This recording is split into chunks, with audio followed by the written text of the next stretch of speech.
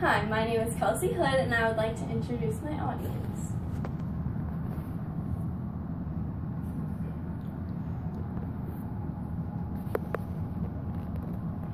For decades, Americans have been fascinated by serial killers.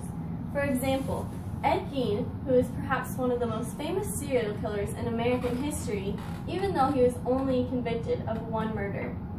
Popular movies such as Psycho, Texas Chainsaw Massacre, and Silence of the Lambs are all based on his story. Being a forensic science major, I of course am fascinated by serial killers and have done extensive research on them over the past couple of years.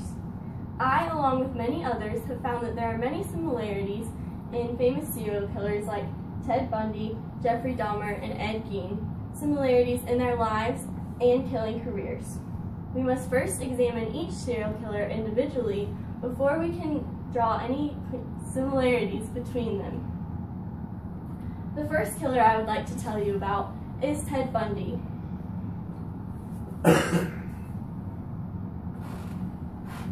His mother was young and she didn't even know who the father was when she had Ted, so his grandparents raised him, they adopted him and raised him as their own, so he grew up thinking that his mother was actually his sister.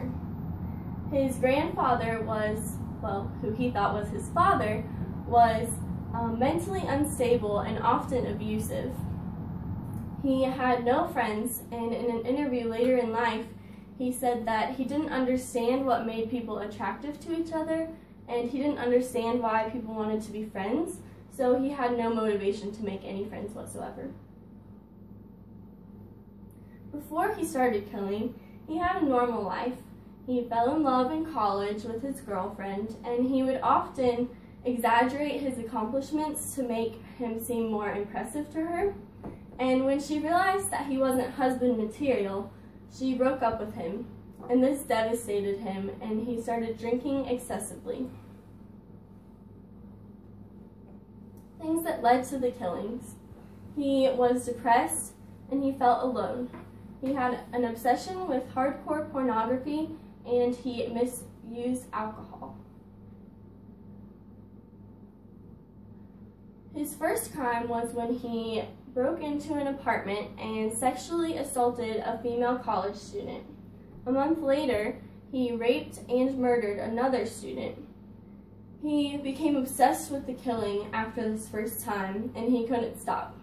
He developed an act where he would pretend that he had a broken arm and it would be in a cast, and when he saw a woman that he wanted to be his next victim, he would pretend to drop his books and they would come over and help him, and then that is how he would lure them back to his car. He was able to kill 30 women before he was caught. The next killer I would like to tell you about is Jeffrey Dahmer. He was a happy, normal little boy until the age of 6 when he had a hernia and had to get surgery, which caused a complete personality change, and the doctors don't know why. He became an uncommunicative little boy who wouldn't even talk to his parents, let alone kids at school.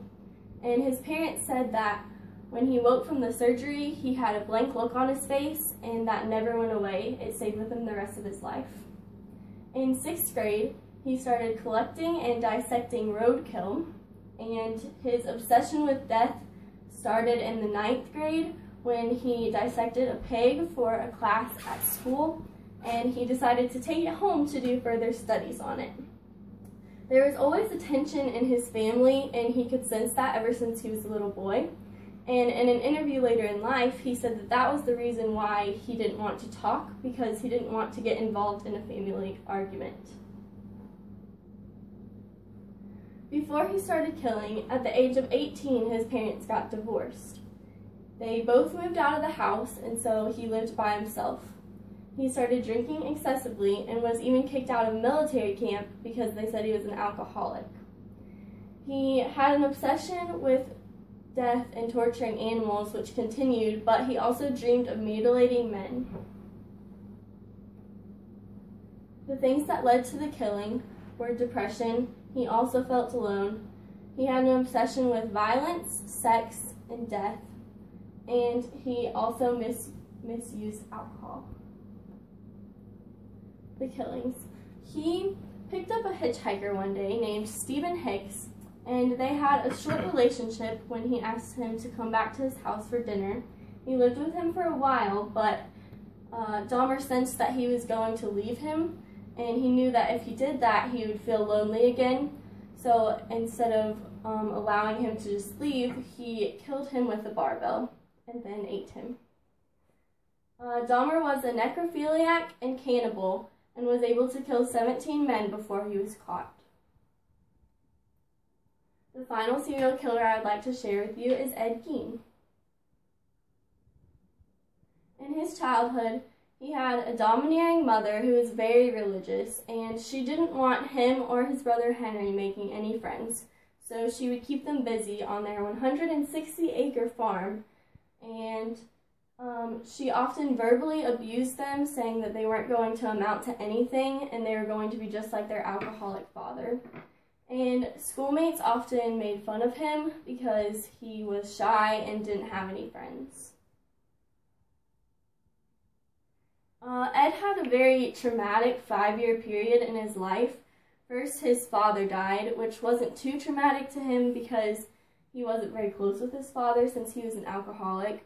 But then his brother died in a fire, and it's suspected that Ed had something to do with this fire, but the police couldn't prove that. And finally, his mother died. She had a stroke, which she wasn't able to recover from. And at that point, he was completely alone. The things that led to the killings. He liked reading medical books and pornography and horror stories. And he developed an obsession with the female anatomy. He wanted to have surgery to become a woman, but this surgery was very expensive and he couldn't afford it. So he decided to dig up corpses of women in a grave in his town, and he used those corpses to make a bodysuit that he would dress in and pretend like he was a woman. When Ed realized that he needed some fresher supplies for his bodysuit, he killed the sheriff's mother. And this was the only murder that he was convicted of, but it's suspected that he killed many other women. Were you able to find any similarities in these serial killers? There are similarities in their lives, such as there's a dysfunctional family and they often have a violent family member. Sometimes they have domineering mothers or fathers. They're often abused either physically or verbally. They're unsociable as children, and they often have unfortunate events that cause them to be depressed, which ultimately lead to them to kill. They have common obsessions with alcohol, death, sex, violence, and pornography. They also feel similar emotions during and after the killings. They're angry, lonely, they feel powerful while they're killing, and once they start, they can't stop.